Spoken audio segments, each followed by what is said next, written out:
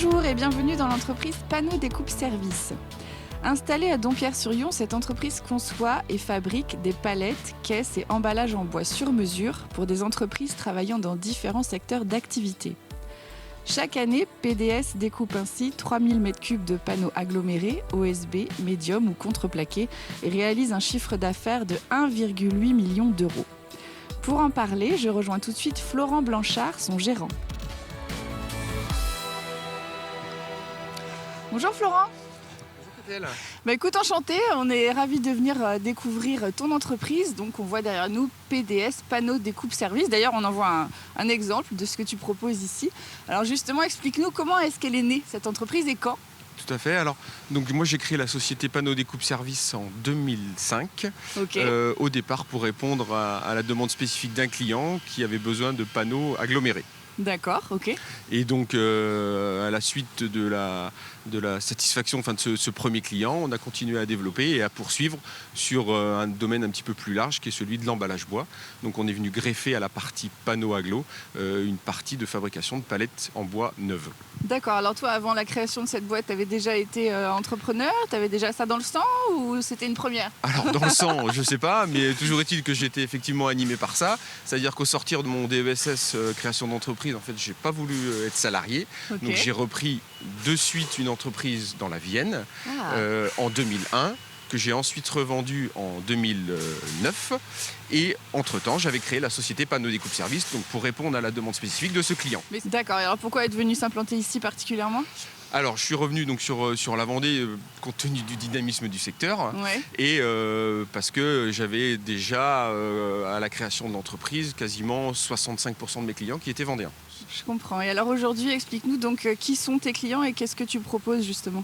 Alors aujourd'hui, on a 90 clients, à 80% donc ils sont vendéens.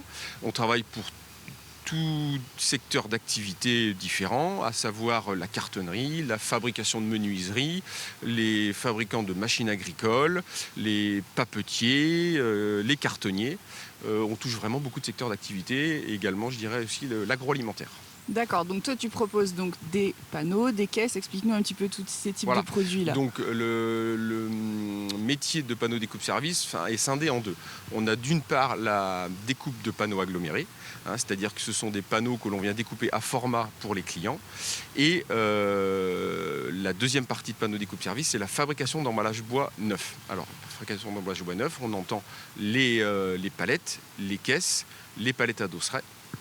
Donc on a vraiment ces deux secteurs d'activité qui sont distincts, mais parfois qui se complètent, puisque quand on a des clients qui veulent des caisses, on utilise à la fois des panneaux et du bois brut pour faire la fabrication de ces caisses. Ok, parfait. Bon alors c'est parti, tu veux nous expliquer comment ça fonctionne? Bien sûr, avec plaisir. Allez.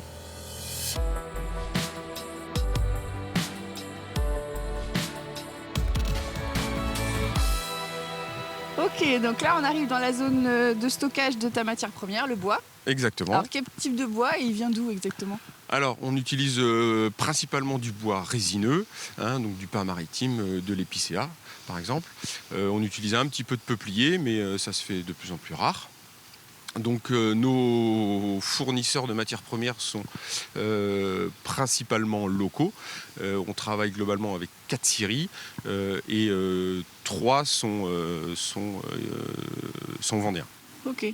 Et dans ton métier, j'ai l'impression que la notion d'urgence est assez présente, c'est-à-dire que toi tu travailles, on a une commande, hop, on agit tout de suite, c'est assez important dans ton métier. Tout à fait, alors c'est vrai qu'on on se définit comme fabricant d'emballage, mais on est avant tout on va dire prestataire de service, dans la mesure où quand on reçoit les commandes, on a à peu près un délai de 48 à 72 heures pour livrer le client.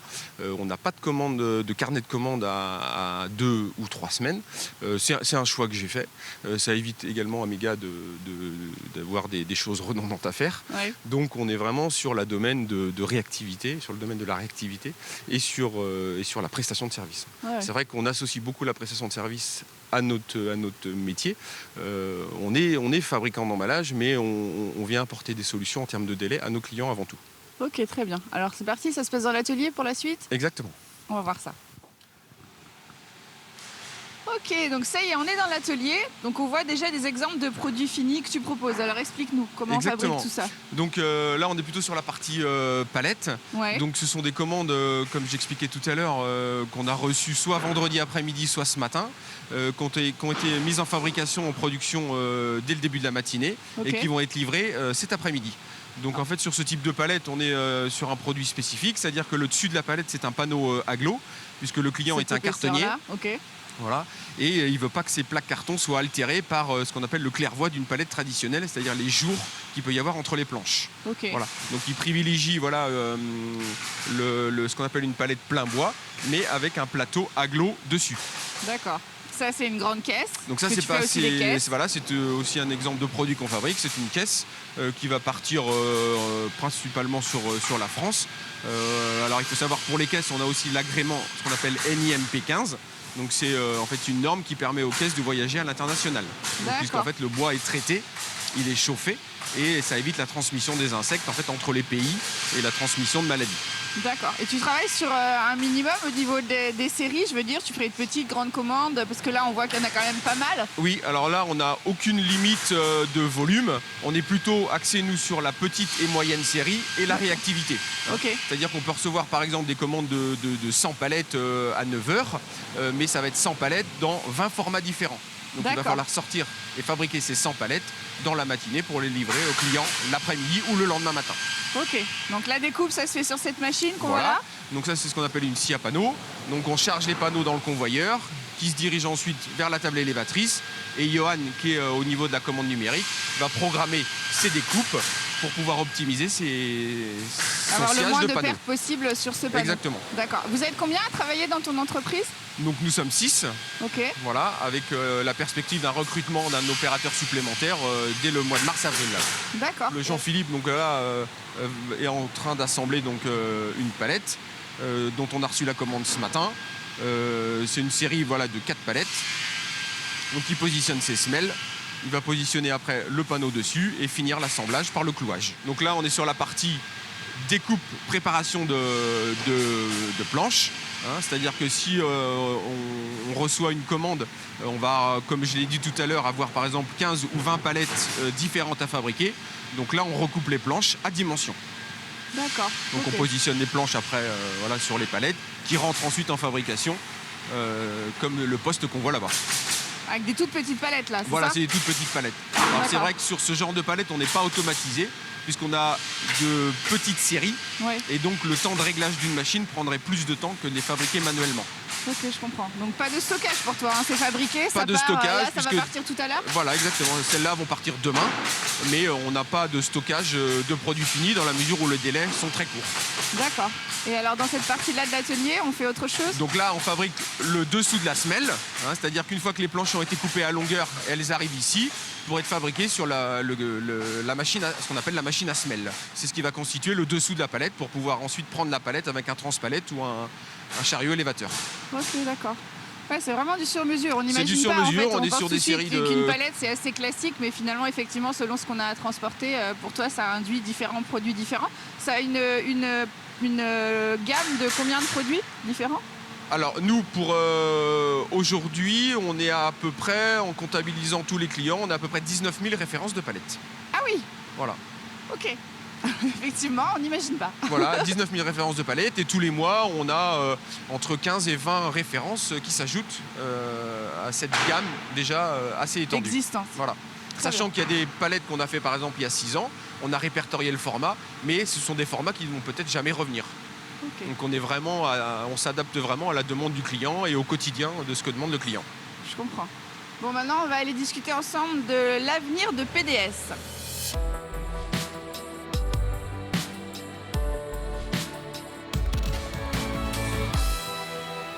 Alors Florent, depuis la création de ton entreprise en 19 ans, on a bien vu que ça s'est largement développé. Et là, tu vois ton entreprise comment dans les années à venir ? Vers quoi tu l'emmènes ?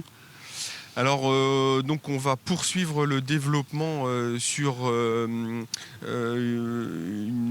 différenciation de ce qu'on a pu faire jusqu'à aujourd'hui. Dans tes produits ? Dans les produits. C'est-à-dire qu'aujourd'hui, on se limitait à de la découpe en ligne. C'est-à-dire que nos panneaux ne sont découpés que sous forme carrée ou rectangulaire. Ouais. Et très prochainement, et avec l'extension de panneaux découpe-service, on va agrandir à hauteur de 800 mètres carrés le bâtiment.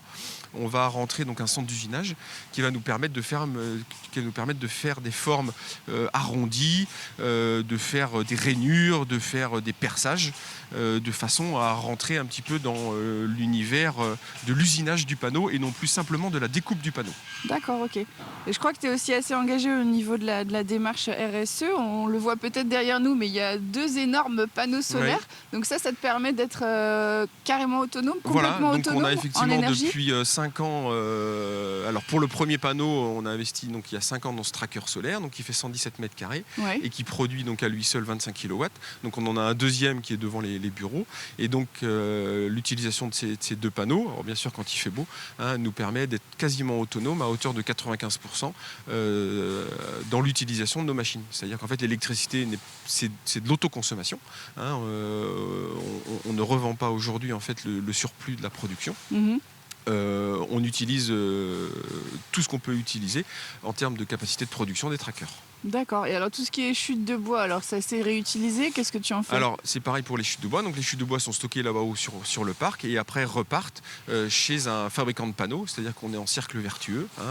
Alors on achète des panneaux donc à des fabricants de panneaux et ces chutes de panneaux repartent chez ces mêmes fabricants de panneaux qui vont refabriquer d'autres chutes de panneaux. D'accord, effectivement. Voilà. Et tout ça géré au niveau local, bien sûr, puisqu'on ne va pas les envoyer non plus ces chutes de panneaux à 300 ou 400 km. D'accord. Et au niveau de ta clientèle, on disait que tu avais une clientèle exclusivement vendéenne. Est-ce que cette ouverture à différents marchés avec cet outil que tu vas avoir va te permettre de toucher une clientèle nationale ou pas du tout ? Ce sera suffisant déjà le département ? Non. Alors nous sur la partie clientèle, on est vraiment sur une clientèle locale. 80% de nos clients sont vendéens. Alors c'est aussi un choix délibéré de panneaux découpe-service puisque ça paraît parfois idiot de transporter de la palette vide à des distances qui peuvent parfois aller jusqu'à 200-300 km. Donc on se limite au département de la Vendée et au département limitrophe et il y a déjà une forte charge d'activité sur cette zone-là. Très bien. Bon, merci beaucoup Florent. Avec plaisir. Merci d'être venu chez Panneaux Découpe-Service. Bravo de ce développement et puis écoute, on reviendra te voir d'ici quelques années. Avec plaisir. À bientôt. Au revoir.